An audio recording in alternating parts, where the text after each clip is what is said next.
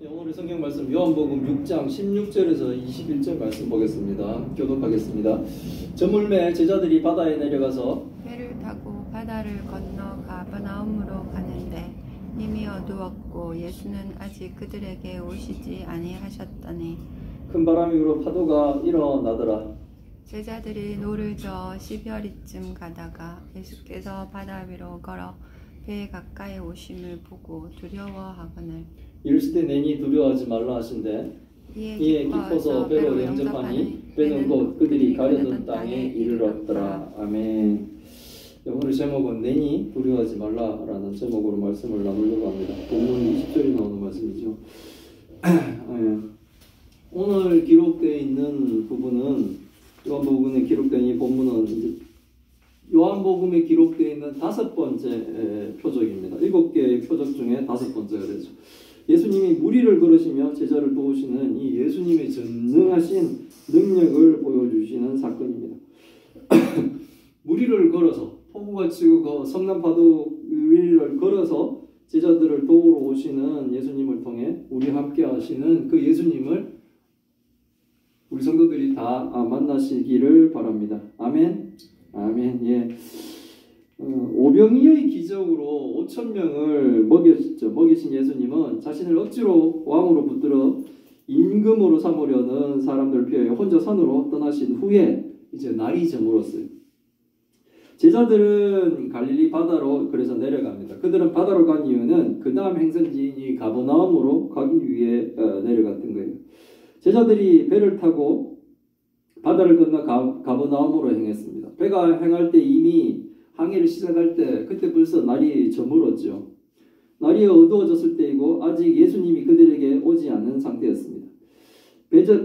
제자들끼리 배를 타고 바다를 건너 가버나움으로 가고 있는데 마가복음에서는 어떤 표현을 하냐면 예수님이 무리를 보내는 동안에 재촉에서 제자들은 배를 타고 먼저 바다를 건너가게 하셨다라고 기록하고 있어요. 그러니까 예수님은 무리들을 이제 돌려보내는 거예요. 왕으로 삼으려고 하고 막 그런 뭐 기적 같은 일이 벌어졌죠. 자신들을 먹이신 그 예수님을 막 자신들의 임금으로 삼으려 하니까 예수님이 뭐 지금 요한복음에서는 산으로 이렇게 피해 가셨다 그랬지만 또 마가복음을 통해서 보면 또 그들을 돌려보내셨다 그래요. 돌려보내셨다고 하는데 그 단어는 보면 또 용서하셨다는 뜻이 있기 때문에 무리들이 구원을 받았구나라는 그런 생각도 좀 해보게 되죠.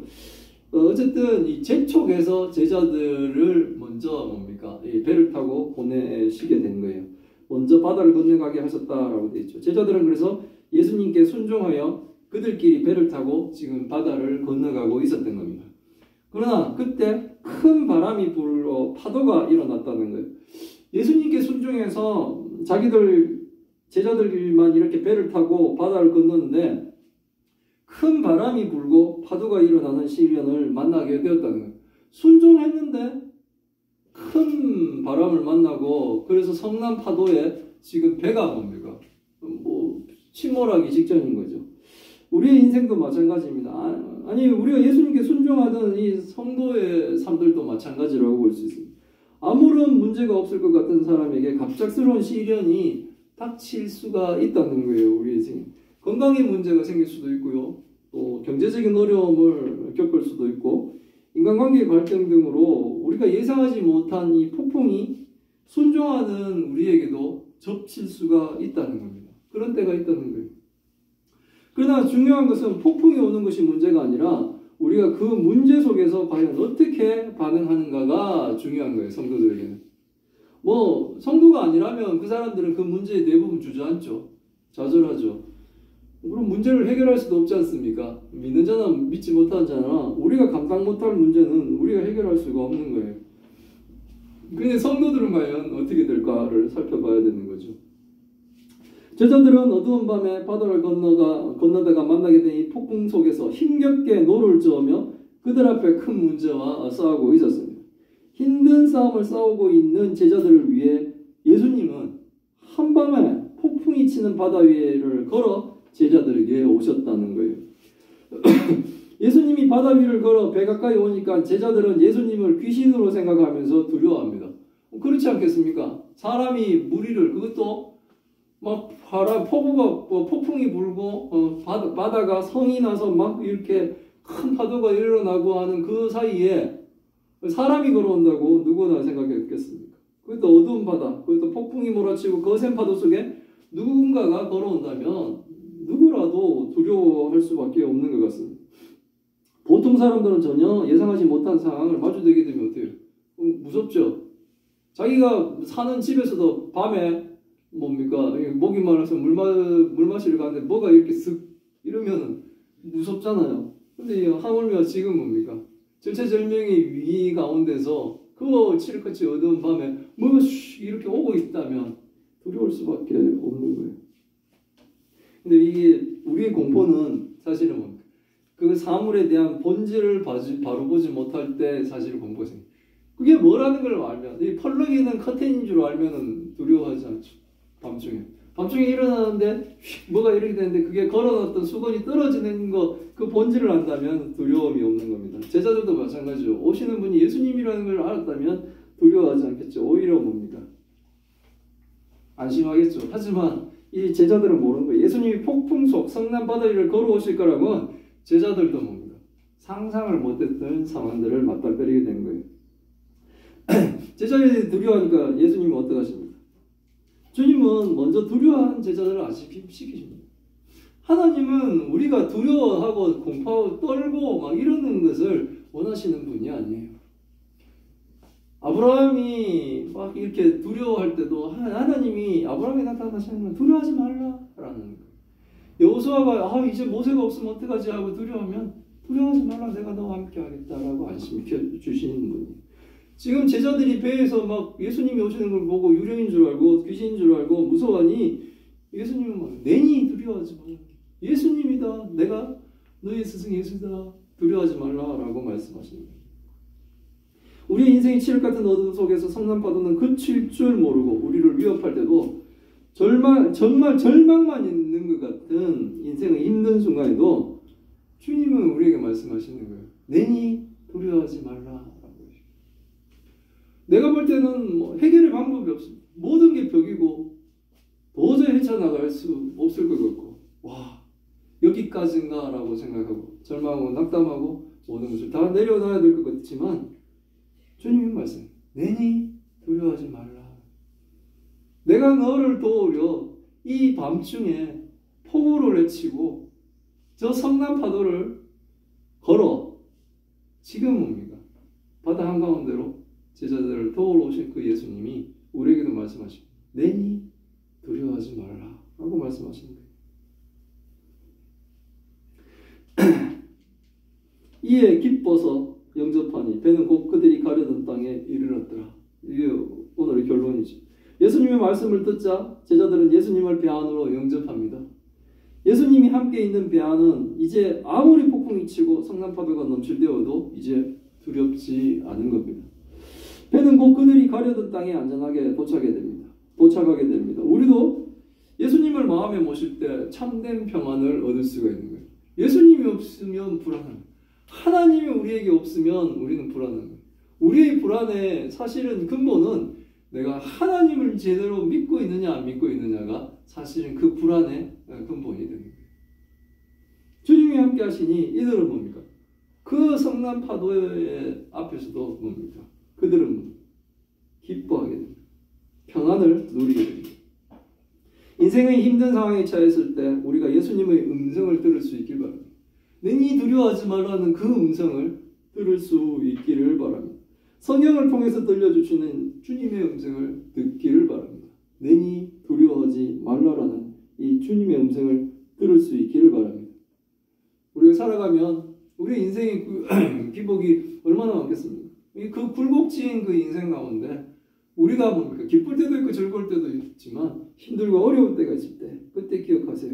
주님은 내니 두려워하지 말라 하며 우리를 도우신다는 겁니다. 주님의 음성을 듣고 믿음으로 주님의 인지하심을 믿는다면 우리를 두렵게 하고 있는 그 어떤 것도 우리는 이길 수가 있는 겁니다. 그리고 주님이 주시는 평강을 누릴 것입니다. 주님은 칠흑같이 어두운 밤에도 폭풍이 몰아치고 성난파도가 넘실거리는 바다 한가운데서도 주님은 제자들을 위해 바다 위를 건너 제자들을 구원하시려고 오시는 분이심을 믿으시기 바랍니다. 아멘. 그 하나님이 지금 우리가 믿고 있는 하나님, 그때의 하나님이 그 성난파도 위를 걸어서 제자들에게 오셨던 그 분이, 제자들이 기뻐하며 영접했던 그 예수님을 지금 우리가 믿고 있는 동일하신 예수님이십니다. 두려워한 제자들 향해 먼저 위로하시고 내니 두려워라고 말씀하신 것, 그분이 바로 우리가 믿는 하나님입니다. 그리고 제자들과 함께 가려고 하시는 땅에 안전하게 갈 수 있도록 인도해 주시는 분이 바로 우리가 믿는 주님입니다. 우리의 인생에는 예기치 않는 폭우가 찾아올 수가 있습니다. 그때 우리가 하는 것은 하필 왜 난가? 주님이 계시나 안 계시나? 이렇게 좌절하려고 하는데 하나님은 성경을 통해 말씀하시는 거예요. 그때일수록 주님을 붙드는 겁니다. 그때 우리는 두려워하지 말라고 성경은 말씀해 주고 계시는 거예요. 예수님은 우리의 고통을 보시고 우리에게 다가오시며 평안을 주시는 분이심을 믿으시길 바랍니다. 마태복음 28장 20절에 내가 너와 항상 함께 있으리라고 하신 그 주님의 말씀, 그 약속하신 그 말씀을 우리가 힘들 때도 기억하시며 하나님은 함께 하신다고 했죠. 이 고난과 이 어려운 순간을 통해 하나님이 역사하심으로 하나님을 드러낼 것이며 또 이 일을 통해 또 내게도 믿음의 성장과 그리고 또 우리의 나아갈 진로의 방향의 우리의 또한 변화되는 그런 인생, 이런 것들이 시작된다는 것을 아시고 좌절하지 마시고 우리는 뭡니까? 하나님을 붙들고 이 시간들을 인내하며 승리해 나가시기를 바랍니다. 아멘. 오늘도 주님을 믿고 주님이 주시는 평강 가운데 살아가는 교회와 성도들이 다 되시기를 기원합니다. 아멘. 아멘. 기도하겠습니다. 하나님 감사합니다. 오늘의 말씀을 통해 하나님의 뜻을 알게 하시니 감사드립니다. 요한복음의 5째 표적으로 예수님이 무리를 거리시는 표적을 통해 살아계신 하나님이 항상 우리와 함께 하심을 배웁니다.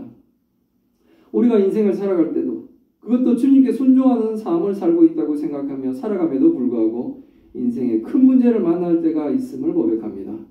건강의 문제, 경제적인 어려움, 인간관계에서의 문제로 인해 우리가 고통스러울 때가 있음을 고백합니다. 그럴 때 우리의 상황은 칠흑 같은 어두운 바다 가운데에서 폭풍을 만나고 성난파도 때문에 밤새 노를 저 앞으로 나아가려고 해도 나아가지 않는 이 갈릴리 바다의 폭풍 속에 띄워져 있는 배 안의 제자들과 같습니다. 그러나 주님은 폭풍 속을 뚫고 성난 바다 위를 걸어서 제자들에게 오셨습니다. 주님을 알아보지 못하고 더 두려워한 제자들에게 내니 두려워하지 말라 하시며 제자들을 안심시키시고 그들이 가려고 했던 목적지까지 함께 동행하신 주님을 배웁니다. 우리의 인생도 힘들고 어려운 성난 갈릴리 바다 같은 때를 만날지라도 주님이 항상 함께함을 믿으며 힘든 시간을 이겨내고 승리할 수 있게 하여 주옵소서. 내니 두려워하지 말라고 하신 주님의 음성을 들을 수 있게 하옵시고 주님이 함께함을 믿으며 주님이 주시는 평강을 누리는 교회와 성도가 다 되게 주님 도와주옵소서. 하나님 또 주님의 딸들을 기억하여 주옵소서. 힘들고 어려운 시간 보내고 있고 그 아픈 병으로 고통스러운 시간들을 보내고 있습니다. 그럼에도 불구하고 주님을 향한 그 눈길을 거두지 않고 있습니다. 하나님 그들이 간절한 기도를 들으시고 아버지 그 소망에 응답하여 주옵소서. 또한 아버지와 함께 힘든 시간 보내고 있는 그 가족들도 위로하여 주옵소서. 함께 기도하는 저희의 기도가 응답되게 하여 주옵시고 시간이 지나 하나님 이 모든 것을 통해 하나님의 영광이 더욱 드러나게 하여 주옵소서. 이 모든 말씀 우리 주 예수 그리스도 이름으로 기도드리옵나이다. 아멘. 찬송가